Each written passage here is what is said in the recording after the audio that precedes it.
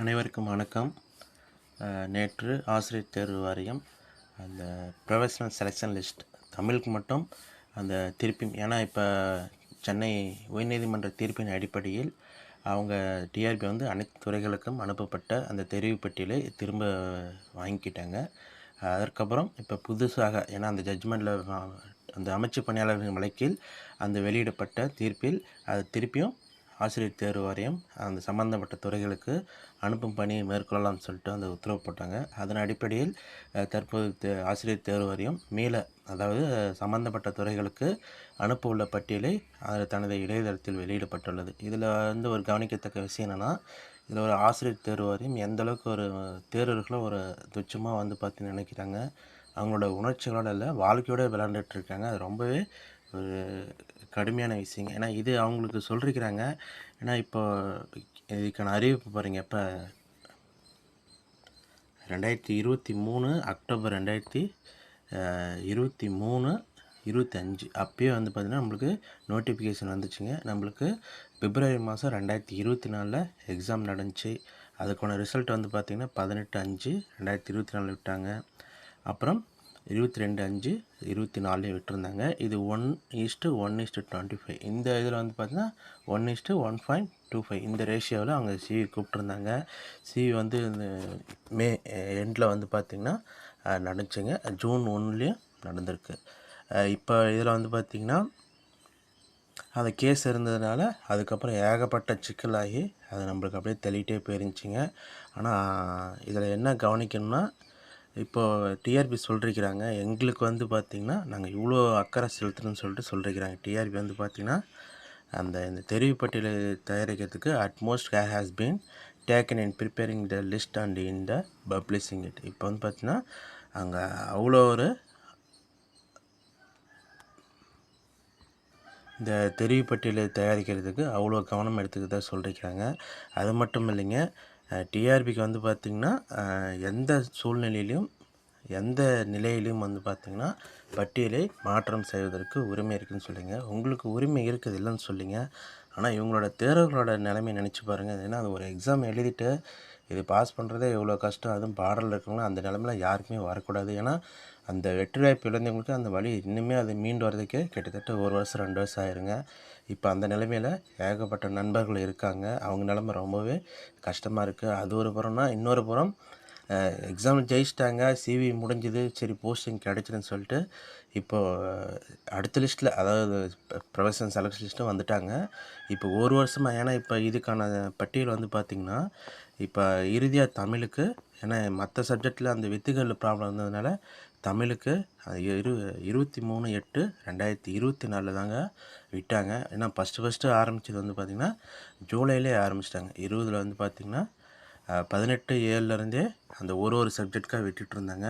விட்டது ரைட்டு தாங்க. ஏன்னா இப்போ இவ்வளோ நாள் எடுத்துக்கிட்டாங்க டைமு. ஏன்னா இப்போது பிப்ரவரியில் நடந்துச்சு, அதுக்கப்புறம் சிவி முடிச்சிட்டாங்க. செலெக்ஷன் லிஸ்ட்டு கூட பார்த்திங்கன்னா ஒரு 2 மாதம் கழித்து தான் நீங்கள் அதுக்கப்புறம் விட ஆரம்பிச்சிங்க. ஆனால் இதில் என்ன கவனிக்கணும்னா, ஒரு சப்ஜெக்ட் விடுறீங்க, ஏன்னா அது ஃபஸ்ட்டு டெக்னிக்கல் எரர் கூட இருக்கலாங்க. ஏன்னா இப்போ வந்து பார்த்திங்கன்னா அந்தளவுக்கு ஒரு அக்யூரேசி வந்து பார்த்திங்கன்னா 99.9 மேலே போயிடுச்சுங்க. ஒரு சில தவறுகள் தான் நடக்கலாமே தவிர, அதையும் நீங்கள் மேனுவலாக வந்து கிராஸ் செக் பண்ணியிருந்தாவே அது தடுத்துருக்கலாம். ஆனால் இது அவசரமாக வெளியிடுறங்கிற பேரில் அந்த இவங்கள என்ன சொல்கிறது, இப்போ ஒவ்வொரு பட்டியலில் இருக்கிறாங்க. இப்போ இவங்க இத்தனை வருஷம் இப்போ இவ்வளோ நாளாக பாருங்கள், தமிழில் அவங்க லிஸ்ட்டில் இருந்திருக்காங்க, சிவியும் போயிட்டாங்க, சென்னை கார்ப்பரேஷனும் எடுத்துருக்குறாங்க. இப்போ எல்லா இதுலேயும் முடிச்சுட்டு ஸ்கூலையும் போஸ்டிங் எடுத்துட்டாங்க. இப்போ அவங்க என்ன நினச்சிட்டாங்க, இப்போ ஏன்னா அவங்க ஜெயிச்சிட்டாங்க, வேலை கிடச்சிருன்னு சொல்லிட்டு கொஞ்சம் ஓரளவுக்கு நிம்மதியாக இருக்கலான்னு பார்த்தா, இப்போ ஏன்னா எல்லா சர்க்கிள்லையும் தெரிஞ்சிருக்குங்க, அவங்க ஃப்ரெண்ட்ஸ் சர்க்கிளையும் சரி, ஃபேமிலி சர்க்கிளையும் சரி, இப்போ சிவிக்கு போயிட்டாங்க, போஸ்டிங் எடுத்துட்டாங்க, இப்போ பிளேஸ்மெண்ட்டும். அப்படி இருக்க சூழ்நிலையில் வந்து பார்த்தீங்கன்னா அவங்க அவ்வளோ அசால்ட்டாக இதை வந்து இப்போ ரிவைஸர் மாற்றிருக்கிறாங்க. இப்போ நீங்கள் இவ்வளோ காலம் தாழ்த்தி நீங்கள் போட்டதுக்கு நீங்கள் பொறுப்பேற்காமல் அவங்க பலிகடா ஆக்குறீங்க. இப்போ அவங்க நிலைமையெல்லாம் நினச்சி பாருங்கள், சொல்லுங்கள் பார்க்கலாம்.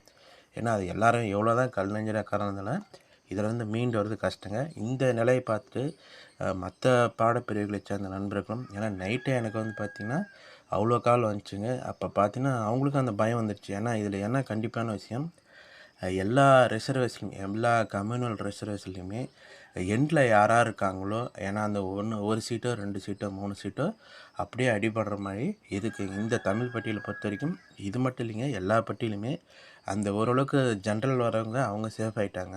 கம்யூனல் டர்னில் வரவங்களும் அந்த டாப்பில் இருக்கிறவங்க ஒன்றும் பிரச்சனை இல்லை, மீடியமாக ஒன்றும் பிரச்சனை இல்லைங்க. அந்த எண்டில் இருக்காங்க பார்த்தீங்களா, கடைசி ஒரு 5 சீட்டுக்குள்ளார அவங்க நிலைமை வந்து பார்த்திங்கன்னா இப்போயே இவங்கள பார்த்து பயம் ஆரம்பிச்சிச்சு. இந்த சப்ஜெக்ட் மாதிரி நம்மளும் எடுத்துருவாங்களோ அப்படின்னு சொல்லிட்டு.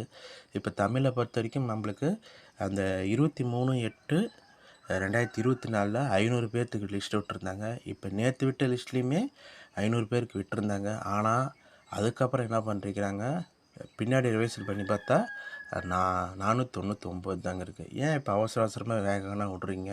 திருப்பியும் சேஞ்சஸ் ஆகுது. இவ்வளோ வந்து பார்த்திங்கன்னா அந்த பொறுப்பு எல்லாமே இப்படி விட்டுட்டு இருக்காங்க. அவங்களோட நிலைமையெல்லாம் கொஞ்சமாச்சும் நினச்சி பாருங்கள். அதுவும் பாருங்கள், ஹிஸ்ட்ரியில் பாருங்கள், ஹிஸ்ட்ரி விட்டாங்க, அப்புறம் 26/7 ரிவைசல் விட்டாங்க.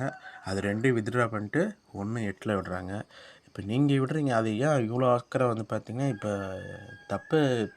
இப்போ போஸ்டிங் கம்மி தாங்க. இது வந்து அவ்வளோ பெரிய இப்போ இதுக்கே எப்படின்னா இன்னும் 10,000 போஸ்டிங் 20,000 போஸ்டிங்லாம் போடும்போது இவங்க எந்த அளவுக்கு இன்னும் தப்பு அதிகமாக இருக்குதுன்னு பாருங்கள். நீங்கள் ஒன்றுமே கவனமாக பண்ணுறீங்க.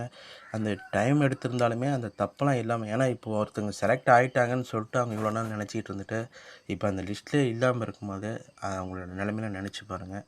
ஏன்னா இந்த வழி கண்டிப்பாக படிக்கிற எல்லா தேர்வர்களுக்குமே புரியுங்க. ஏன்னா இப்போ அந்த நண்பர்கள் இப்போ அந்த பணியிடங்கள் அதிகமாக இருக்குது. இப்போ அடுத்த எக்ஸாம் போகிறதுக்காட்டியும் இப்போயே பணியிடங்கள் வந்து அதிகமாக இருக்குது. இன்னும் எக்ஸாம் போஸ்டிங் யாருக்கும் போட கிடையாது. அப்புறம் எதுக்கு திருப்பி இந்த வருஷத்தில் இன்னொரு எக்ஸாம் வைக்கிறாங்கன்னு தெரியல. அந்த பணியிடங்களும் இவங்களுக்கு போட்டிருந்தா கண்டிப்பாக ஒரு ஆறுதலாக இருக்குங்க. ஏன்னா அந்த குறிப்பிட்ட கேட்டகரிக்கு மேலே போயிட்டா அவங்க சரி நம்மளுக்கு வராது அப்படின்னு சொல்லிட்டு இப்போ ஒரு 4 மார்க் 5 மார்க் இருந்தாங்கன்னா அவங்க விட்டுட்டு போயிடலாங்க. ஏன்னா அந்த அவங்களோட நிலைமை வந்து பார்த்திங்கன்னா சரின்னு சொல்லிட்டு ஓரளவுக்கு தாங்க அதுவுமே தேர்த்த முடியும். அவங்களே ரெக்கவரி ஆகிறதுக்கு 4 எடுத்துக்கும். அந்த 1 மார்க்கில் அதுவும் ஒரே மார்க்கில் இருப்பாங்க, டேட்டா பர்த் கம்மியாயிரும். அது மாதிரி பல்வேறு சிக்கல்கள் இருக்குது. அவங்க நிலைமையெல்லாம் ரொம்பவே சிரமமாக இருக்குங்க. அதனால் இந்த தயாரிப்பு பட்டியல் இவ்வளோ டைம் எடுத்துக்கிட்டாலுமே திரும்ப தப்பாகவே வந்து பார்த்திங்கன்னா நடந்துகிட்ருக்குங்க. இன்னுமே லேட்டாக திருப்பி லிஸ்ட்டு மாறி வர்றதுக்கான வாய்ப்பு இருக்குன்னு தாங்க நினைக்கிறேன். இது வந்து நேற்று தமிழுக்கு விட்டிருந்த லிஸ்ட்டுங்க. ப்ரொஃபஷனல் செலெக்ஷன் லிஸ்ட்டு வந்து பார்த்திங்கன்னா நேற்று விட்டுருந்தாங்க.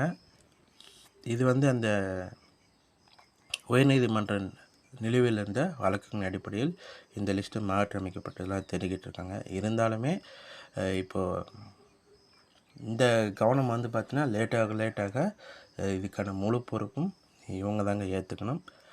சரிங்க, உங்களோட ஒப்பீனியன் வந்து பார்த்தீங்கன்னா கமெண்டில் சொல்லுங்கள். Thank you friends. அதே மாதிரி இது மற்ற பாடங்களுக்கும் விரைவில் வந்து பார்த்திங்கன்னா விடுவதாக இதிலே தெரிவிச்சிருக்காங்க. The revised professional selection list for the other subjects will be released shortly. அப்போ ஏன்னா இப்போ திருப்பி வாங்கியிருந்தாங்க அந்த பட்டியலை வந்து பார்த்திங்கன்னா திரும்ப வாங்கியிருந்தாங்க 29/10/2024 சம்மந்தப்பட்ட அனைத்து துறைகளுக்கும் அனுப்பப்பட்ட அந்த தெரிவு பட்டியலை ஆசிரியர் துறை மேலே பெறப்பட்டு நீதிமன்ற தீர்ப்பின் அடிப்படையில் நிலுவையில் உள்ள இப்பயுமே இன்னுமே. ஆனால் இப்போ இதுக்குள்ளார போஸ்டிங் போட்டால் ஒன்றும் பெருசாக சேஞ்சஸ் வராதுங்க. மற்ற சப்ஜெக்டில் என்ன கேஸ் இருக்குதோ அதை பொறுத்து ஒரு சில மாற்றங்கள் கண்டிப்பாக ஏற்படும். அதுக்குள்ளார இவங்க பணி நியமனம் வழங்கிட்டாங்கன்னா இதுக்கு மேலே கேஸ் ஜட்ஜ்மெண்ட் வந்துச்சுன்னா புது வேக்கண்டாக அவங்க தனியாக கொடுத்துருவாங்க. அப்படி இல்லாத பட்சத்தில் இன்னுமே தாமதமாகும் போது ஒரு சில தேர்வர்கள் இதுமாதிரி வெளியேற்றப்பட்டு கொண்டு இந்த நிகழ்வுகள் வந்து பார்த்திங்கன்னா கண்டிப்பாக தொடருங்க. Okay friends, thank you.